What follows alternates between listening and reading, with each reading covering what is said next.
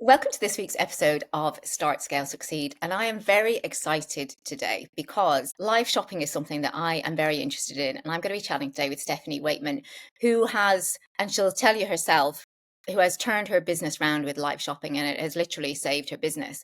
So if you are a brand, a retailer who is thinking about live shopping, doesn't know where to start, or thinking, is it worth it?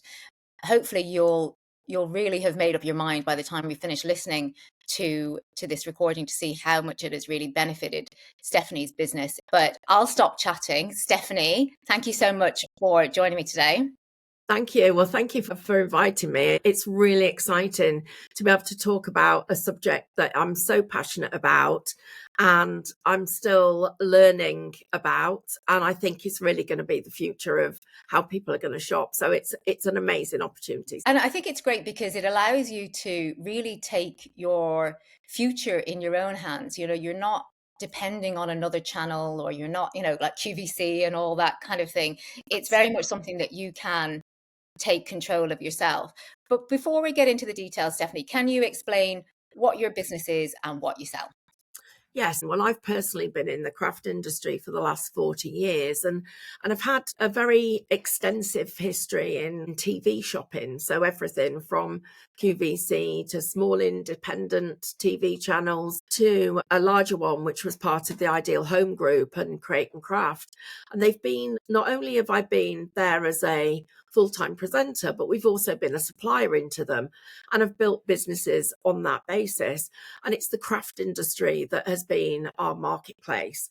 And we've been blessed over the years with a really exciting an exciting journey, but one that's been very fruitful and has had very rewarding and also quite profitable. Now, the problem is the way that customers are shopping has changed. And so as somebody that's got a real interest in what are the triggers to make somebody buy, I'm fascinated by the psychology of what it is that makes you buy something at that moment in time. And I started looking at retail trends, which I do all the time, but particularly last year. And it was based on the idea that people were starting to say that traditional TV shopping was going to be changing and probably was getting towards the end of its life in the format it was in, because we watch on demand now. We don't sit in front of our TVs all day. We lead busy lives and we don't often have the opportunity to be in the right place at the right time to be able to shop. So I started looking for other opportunities and came across social shopping. There was very little information out there. And what there was a lot of it was American, which us based in the UK was going to be challenging because of time differences, etc. And I came across a company in Denmark and started talking to them. And I'm going to talk a little bit more about Spree, hopefully, in this podcast. But came across them and I loved their ethos. They were a really young company. We're now 4 years old. So at the time we were just a 3-year-old company with some huge challenges financially. And so we thought it might be an opportunity to talk to our customer. And so in July of last year, we did our first live shopping to our social media pages. And it was great. The customers were really engaged. It was brilliant. Literally 2 months later, our main customer and our route to TV shopping closed the doors and They went into liquidation or administration. Absolutely. Yep. And not only owing us a huge amount of money, but literally our revenue was turned off overnight. And we were at the point where, and being brutally honest with everybody, we were going to have to close the doors. It was that serious. Don't mind if we can give an idea of the scale of your business at that point before you started social shopping yourselves, and what kind of turnover? No, we were doing about 2.5 million. So, for a 4-year-old business in a niche industry, that was pretty good. We were having to, because it was a new company, we were having to rebuild all of our social platforms and our databases. So we were on track. We were on track for where we wanted to be as a business. But to have the turnover and the sales turned off overnight with the scale that we built to get to that level. So the number of staff, we'd got 28 staff. Yeah. We were in two buildings with warehousing. We'd got stock that obviously on rotation needs paying for, and we'd got monthly overheads. And to suddenly lose £150,000 and that next day have zero sales except for a very small amount on our own website Yeah. is in lots of respects can be life changing. And it was for you. It was a very much you were at that stage that you could have closed the doors if, you know, 100%. Yeah, people would have lost their jobs, we'd have closed the doors.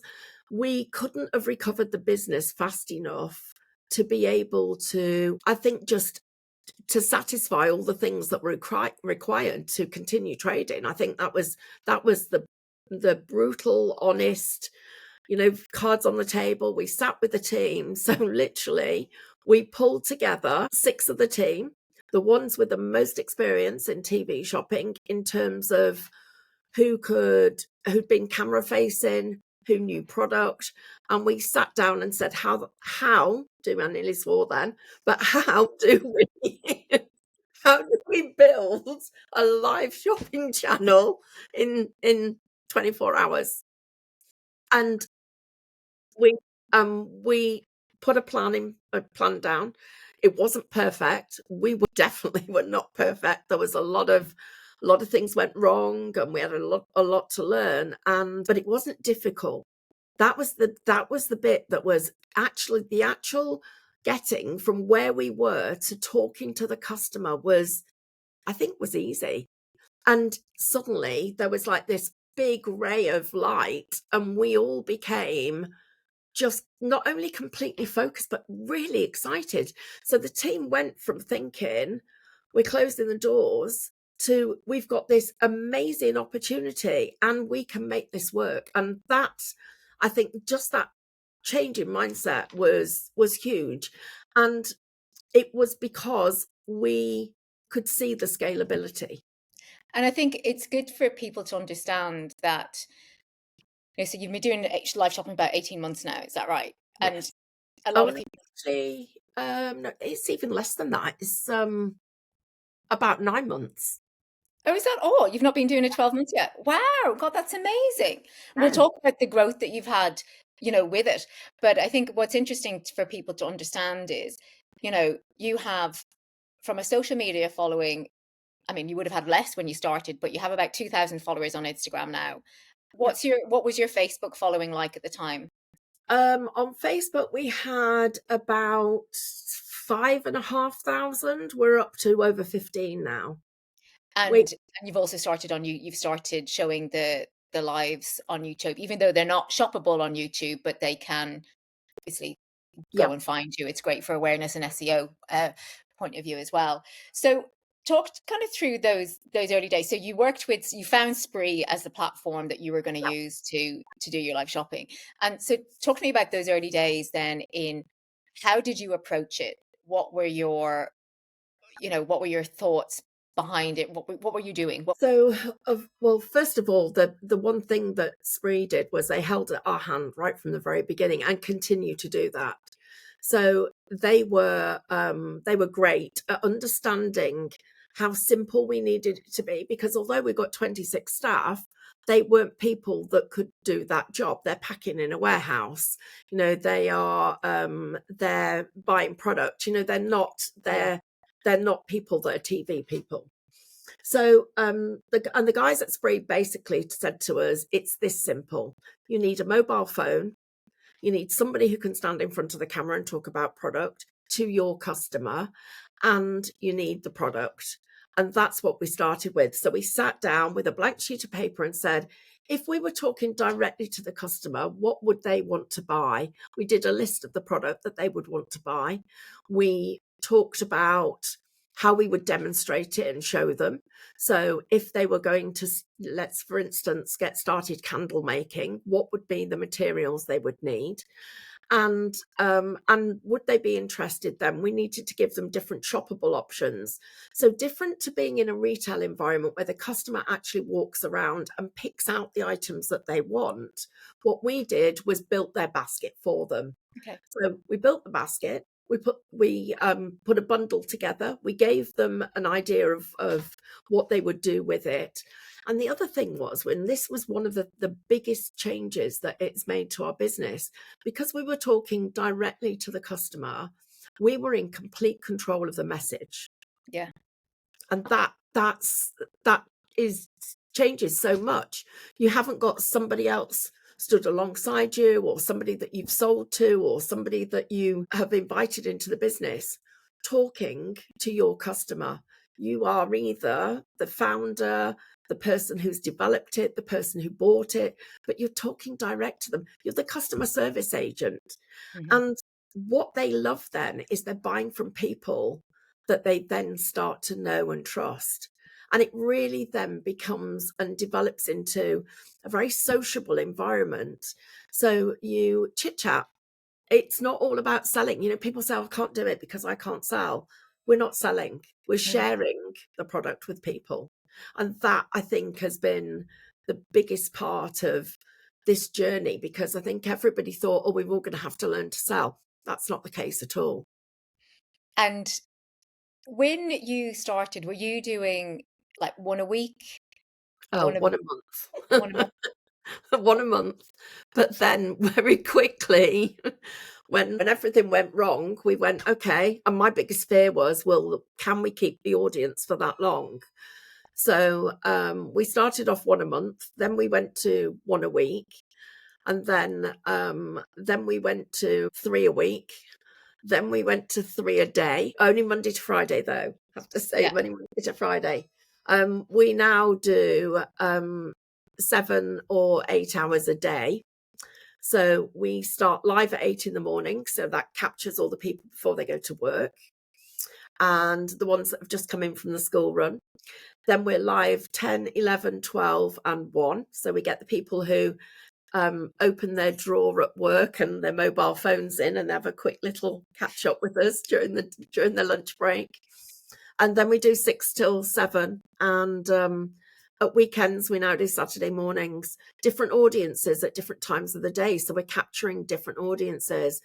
And what has been absolutely fascinating is that our returning viewers are up, as of now, are up 270% Gosh, from that's when we amazing. first started.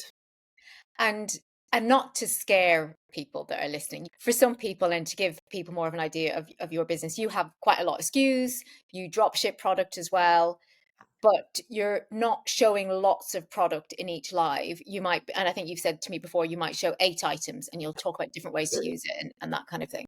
And 8 items, very occasionally there might be something else that you want to add in, so we might get to 9 or 10, but sometimes it's only 2.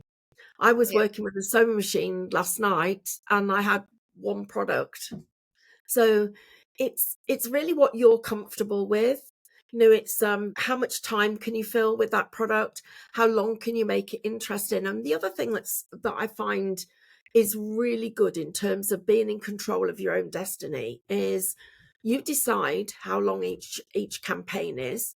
So the way that it actually works is you list your product, you then build that as a campaign. So that's what we call it. And then from that point, you then decide how long you want the customer to have to shop that campaign. So it can be an hour after your show finishes before they have to check out the baskets. It can be midnight. It can be next week. But you decide how long you talk to them for. So we sometimes do 10 minutes, a little snippet. yeah. Um, just literally tell them, oh, we've got a new product, we're going to be live in 10 minutes time, and it is only for 10 minutes. It's quick and easy. And and I'm sure you've tested different things and maybe you do different things now, but how long do you generally keep it shoppable for after the live? Well, we do a couple of different things. So we do things we call happy hours. So we've made it exciting by giving the hours different names. So we have Monday Morning Madness. We have a makeover show on a Monday, so for home interest. We do the happy hours. If you shop in a happy hour, you have an hour to check out. Right, So okay. we know what we've sold within that hour. We know what the revenue's been within that hour. And we can very quickly then at that point, if there's something in there that we want to reorder, we can reorder it to repeat it later on in the week or the following week. Other campaigns we might keep running for possibly 24 hours or over a full weekend. And we do vary it depending on the value of the product, because if it's a considered purchase, Yeah. it might be that somebody needs to think about it, look at their budgets and decide how much they can afford. So with those, we tend to leave it a little bit longer. But most of our checkout times are by 8 o'clock at night. And when you were doing those first kind of, when it went from like one a month to one a week, what were the first lessons learned that you learned from that process? I think the biggest lesson was that you can keep the audience, because that was my biggest fear. And I really did think that, how are we going to get customers? Literally, I mean, it's almost like having a shop and knowing that every hour the doors open, you're going to still have a footfall of customers, that the level that you need to be able to keep the doors open. And I kept thinking, this can't possibly, we can't keep it up. Hmm. But what we've seen is, not only have we kept it up, but we've seen it growing. So that was the first lesson, was drop the fear. Yeah. Um, don't, get on with doing the job, stop questioning it and drop the fear. The second one was the technology. I thought it can't be this easy. And absolutely it is. And I can do it. I've had to have somebody else set this up for me, because I just about can use a mobile phone. So Stephanie's talking there about actually logging on and recording the podcast. Oh, yeah, sorry. No, it's Um, okay. yeah, I mean, I'm honestly, we didn't use computers when I was at school. I'm technically challenged. I'm happy with a paintbrush. But I can use the Spree technology. I can use all the Spree dashboards, everything else. It's intuitive, which I think that bit of it was my next learning, was that I can do it. So for me, that made me feel in control. And how easy is it to understand and read the data then that comes through, so you understand what's working and what to try more of, what to drop?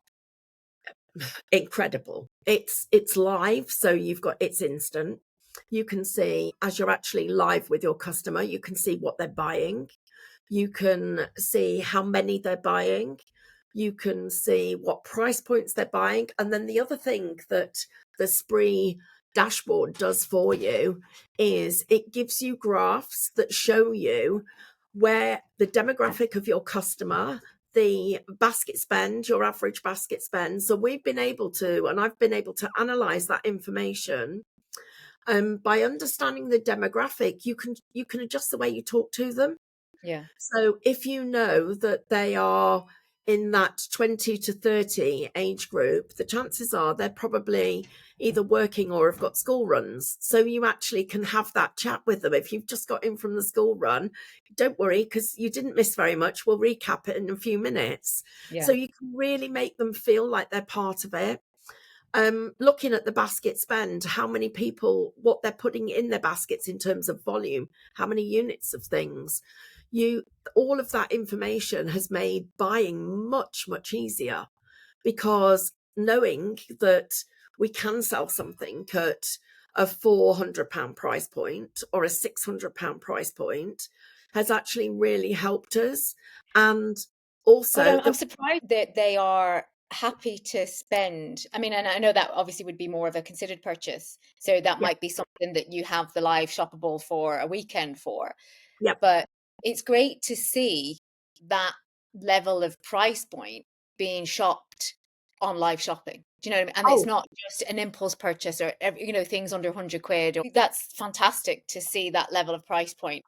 I think one of the other things that I found really interesting as well is that we don't have to be the cheapest either. That was something else that was a big learning for us, because we started off thinking, well, we really are competing with some of the other offshore marketplaces, but it's not about that. This customer wants to buy from they've chosen to be in our social media groups. And so they want to buy from the closest person they can to that product. Yeah. And so when you're talking to them, you're giving them confidence that you've understood why they're buying the product. And I think that is probably another one of the biggest learnings. So getting rid of the fear factor to start with was huge. Understanding price points was another one. The technology being easy, it suddenly then was that gave us the confidence to ramp it up and do more hours. And I've had conversations with McDara from Spree. I mean, we're chatting about Spree here because that's the platform, the technology platform that Stephanie uses. McDara, who's the sales director at Spree, has also been on a previous podcast, so I know I've spoken to him before. And he will say, "Oh, an hour is ideal," but you've proven that it doesn't have to, because with the frequency, I suppose, that you're going live, 10 minutes, 15 minutes, an hour, depending on what you've got to show and what you want to talk about. And tell me a little bit about the conversion then of the lives. Oh, well, this bit is first of all, our returns are practically non-existent. So that has been another huge plus. I feel like it's really, I'm sat here saying it's great for this, and it's great for this, and it's great for this. And I'm listening to it and thinking, but it is. It really is like that. So returns are very low. Our conversion rate from people putting it into the basket to checking out is in the low 80s. It's But amazing. you know what? That's for us, my expectation was about 60%. We're in the low 80s. We've started doing a couple of other things that I'll share with you that are really interesting. One of those is that we now publish at the beginning of the day everything that we're doing that day. So we are starting to educate the customer that when they get up in the morning, they have a look and see what we're doing for the day. That's our sort of itinerary, and they can shop ahead. So, for instance, today, before I came on the show, we were about to launch a new metallic paint, and we told the customers about it beforehand. They shopped ahead to the point that when we went on live on the show, 80% of that stock had already gone, Wow. which, and we're talking about thousands of pounds worth of stock, not Yeah. a small amount. So, but they still tuned in because they wanted to hear the story of the product. So it's a very engaging way of talking to your customer. That's fantastic. To know you're going into something knowing that you've sold 80% of your stock is just amazing. It that's the, I literally came, well, I didn't do that show, but I found that out, was on the phone to the supplier who happens to be in another European country, had that order placed so that I know that we've got that product coming in next week. And that is the kind of thing that is helping us grow our business at the speed that we're growing, which is really exciting. And just really help from a cash flow point of view as well. It's literally within, well, depending on what financial facilities you're using, the money is literally within the business within days. You're not waiting for somebody else on account to pay you. How do you keep your audience engaged and Okay. coming back? That's yes, that was probably another fear, but one that we were able to satisfy quite quickly. Spree have a lot of applications within their system that allow you to create engagement with the customer through things like quizzes, competitions, giveaways, all that kind of thing. And then the other part of it is really the way you engage with the customer. So the way we talk to them. So yesterday morning, for instance, we had a conversation about whether breakfast would be a bacon sandwich or a sausage sandwich, whether you would have brown sauce or red sauce, and white or brown bread. And it's interesting because it's completely random, nothing to do with the product, but the customers literally get so engaged in, and they also then want to know what everybody else is saying. So the comments that come up in the feed that we can be reading as we're live, create that kind of engagement. And that And community. yes, yeah, And obviously Instagram loves it. And for those people that are listening, this isn't on TikTok, it's on Instagram and Facebook. yes. Um, that obviously Instagram loves that. They've seen all the comments, so they're just sending more people your way, more new people your way all the time. Yep. And hence that in the last month we've had over 1 million views, Wow. which for a business of our size is, we're still only at about 15,000 on Facebook. So And about 2.5, and then on your Instagram, which is yeah. it's just unbelievable. And just on that audience and keeping them engaged. So the quizzes and the competitions and obviously the conversations and making it interactive that you're doing. In terms of driving attendance to the lives, how did you start that at the beginning? Because it'd be Oh, different now because you're established and people that they're expecting it. What um, did you do at the beginning? it was slow to start with. We literally on Facebook posted an event. We were having a live shopping event. We encouraged the customers to tell their family and friends. So we literally, it was, why don't you get the family round, next door, get next door round for a cup of tea, come and join us. We did a lot of that kind of conversation. We mailed our own database. And we found that really the organic growth, as soon as we got the engagement up on those comments, Meta did its own thing. It helped Mhm. us out massively. And that was one of the key things. We were able to just sit back and go, right, can we just get on with our job now? And all of that and Spree were there as well in the background. They were there telling us what they were being fed and how anything else within their suite of product could help us, or their suite of all the different applications. They were going, right, now you're ready to do this next step. So we started off with the most simple form, but very quickly we're able to move on to the next part of it, but with their support. There are lots of, like, now live shopping is becoming quite a big talked about category, and I think more and more people are looking at different companies, but our experience with Spree particularly has been so positive because they've got so many different vehicles in there to help engagement and grow your business. Mm. And the other things that we do are we give shout outs to the customers.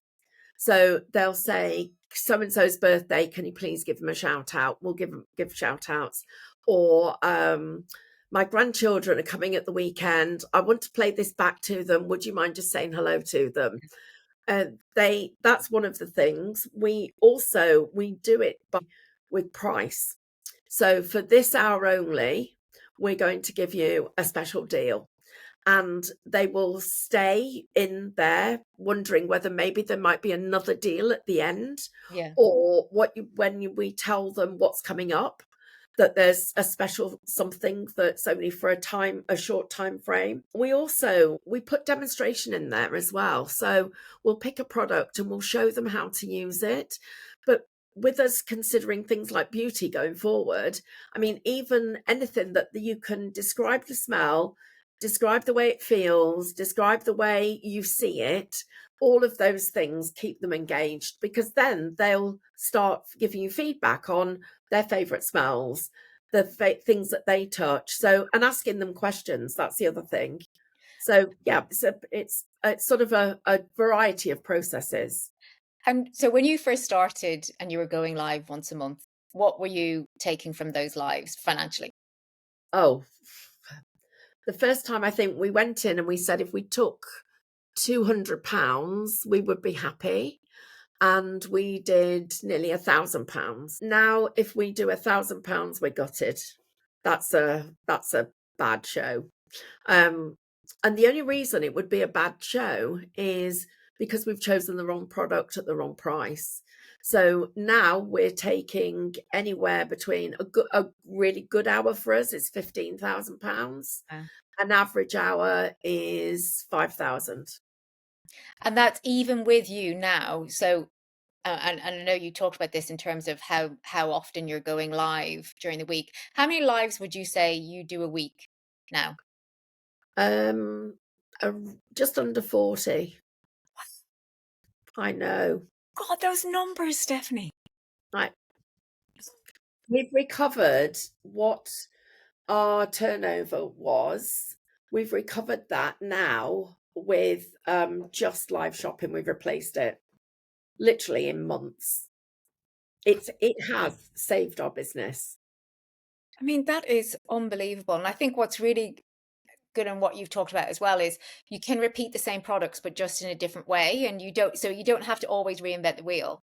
No. So you can, if you've got three products and one's red, yellow, and green, you can put three red together, three green together, three yellow together, two green and one red, two yellow. I mean, Yeah, yeah. it's And you can how talk about different ways to, I mean, I suppose if quite a few people that will be listening to this might be home interiors brands or fashion brands or skincare brands. So it's, I suppose, like you say, it's kind of choosing a theme and then talking around that product, around that theme, or ways to wear, or I think it's just getting a bit more creative about how you talk about that product, isn't it? Absolutely. And different people talk about products differently. But the other thing that we do is we make sure that when we're talking about the product, we start the story at a different place each time. So we might start the story one day talking about the product and the way it's manufactured or where it's manufactured. Then we would start the story and talk about um for instance, how it would be used. So you can vary the way and make it sound fresh. And Yeah. the other thing that we've learned is that laughter sells product. So when it goes wrong, the customers laugh their socks off and they love it.